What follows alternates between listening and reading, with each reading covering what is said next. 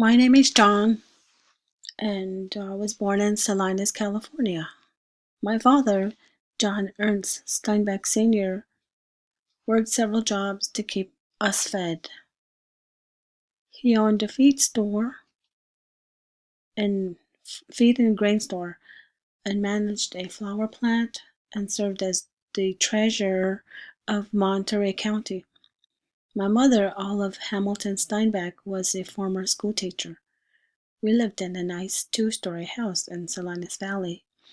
I was the second of four children, and I was the only boy. I would work during the summers at the nearby farms. I graduated from Salinas High School in 1919. I went and enrolled in Stanford University and continued until 1925. I left the school um, to move to New York City, to work towards becoming a writer. I never received my degree in Stanford. So I moved to New York City to work as a writer, and in 1926, I returned to California and got a job in Lake Tahoe as a handyman at a resort. In America, in the meantime, a lot was going on. As you can see, according to my PowerPoint here, Coolidge had been president and Hoover was the new president. And World War II had just ended. World War I had just ended, and many people were affected by the stock market that happened in 1929 while Hoover was still in office. So during this time, America was in a lot of turmoil in regards to the economy. In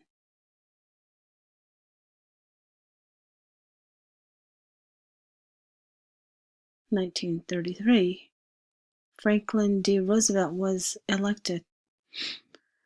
The nation had already endured more than 3 years of economic depression. Statistics showing the depth of the Great Depression were staggering. More than 11,000 of the 24,000 banks had failed, destroying the savings of depositors. Millions of people were out of work and seeking jobs. Additional millions were working at jobs that barely provided subsistence. Currency values dropped as the deflationary spiral continued to lighten and farm markets continued to erode. The New Deal program sought to stimulate demand and provide work and relief for the impoverished through increased government spending and the institution of financial reforms. And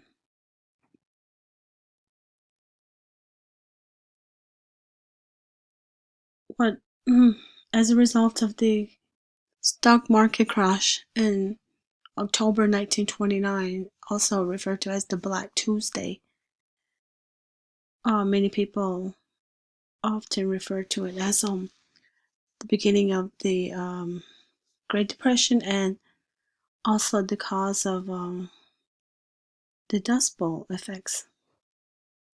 The Dust Bowl was a whole other event that occurred in Midwest America. In 1930, the weather patterns shifted over the Atlantic and Pacific Oceans. The Pacific grew cooler than normal and the Atlantic became warmer. That was enough to weaken and change the directions of the jet stream. That air current usually carries moisture from the Gulf of Mexico up toward the Great Plains It then dumps rain when it reaches the Rockies. When the jet stream moved south, rain never reached the Great Plains. Tall prairie grass protected the topsoil of the Midwest, but once farmers settled the prairies, they plowed over 5.2 million acres of the deep-rooted grass. Years of over-cultivation meant the soil lost its richness. When the drought killed off the crops, high winds blew the remaining topsoil away. Parts of the Midwest still have not recovered. This mainly occurred in the Midwest. The worst of it laid waste to the Oklahoma area and the Panhandle area. It also devastated the northern two-thirds of Texas Panhandle. It reached the northeastern part of New Mexico, most of southeastern Colorado, and the western third of Kansas. It covered 100 million acres in an area that was 500 miles by 300 miles. By 1934, the drought covered 75% of the country, affecting 27 states. By 1934, farmers had sold 10% of all their farms. Half of those sales were caused by the Depression and drought. By 1937, more than 1 out of 5 farmers were on federal emergency relief. Farmers migrated to California or cities to find work that often didn't exist by the time they got there. Many ended up living as homeless or hobos. Others lived in shanty towns called Hoovervilles, named after then President Herbert Hoover.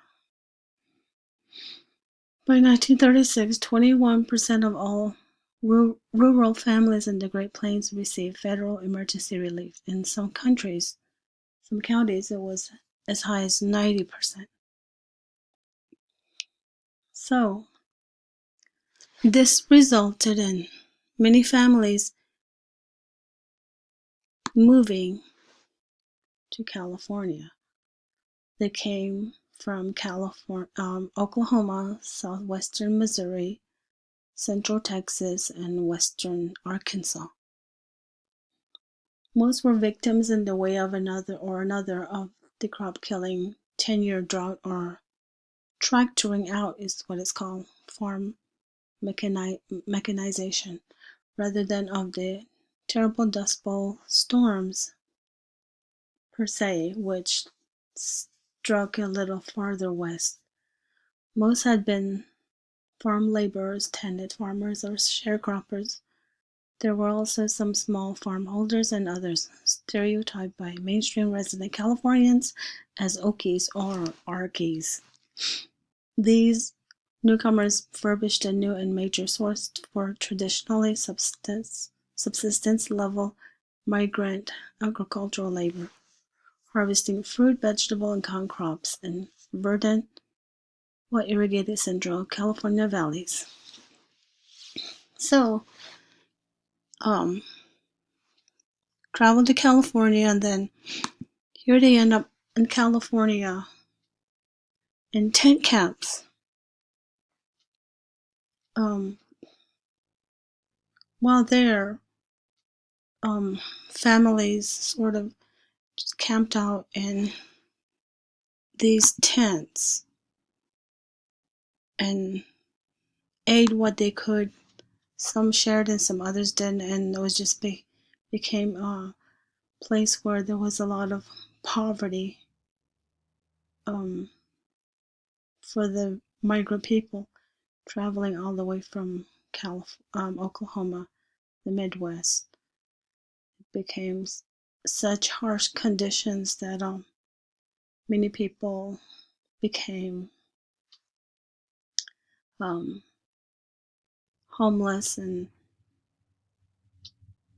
weren't able to find jobs. So some of them kept moving out to Northern California.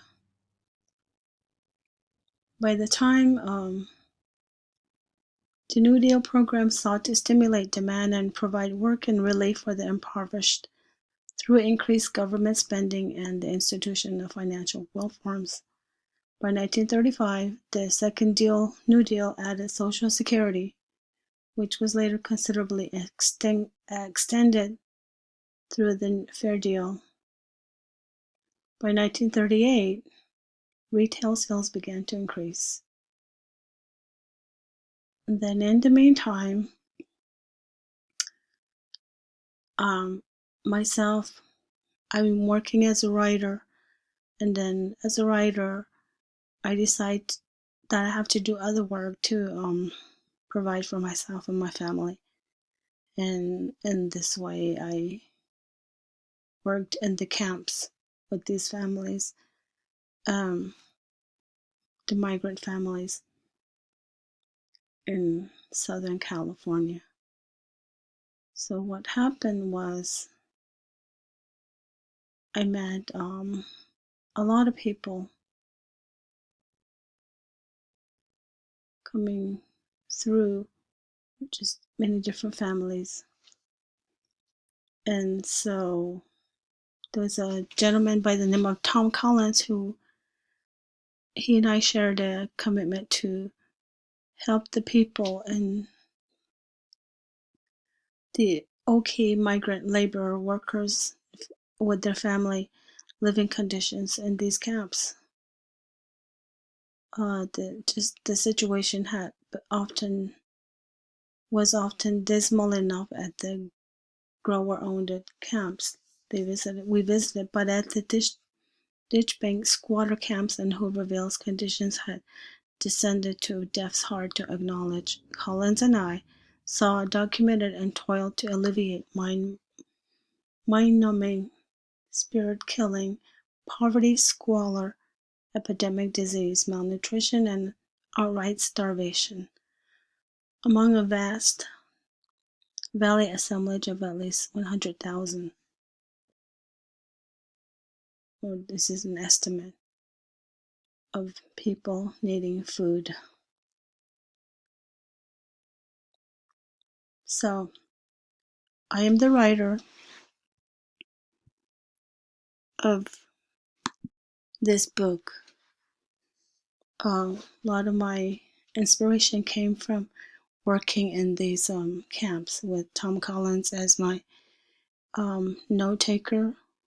He shared a lot of notes with me, and just some of the notes that he shared, here is a document that he kept and had written, sent off to the main offices as he did like a weekly report.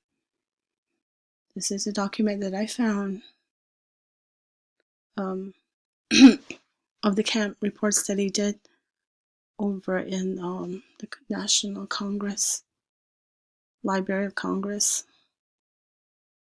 So, The Grapes of Wrath was my inspiration in 1935, 1940. I won the Pulitzer Prize and the National Book Award for The Grapes of Wrath. The book received a large number of bad criticism as well as good. It became very controversial and was taken off the bookshelf. However, the book kept selling. My wife Carol at the time, Carol Henning, was much a great support for me, as she also helped me with the editing. World War II started in 1939. With this war, the Great Depression also ended. And that concludes my presentation.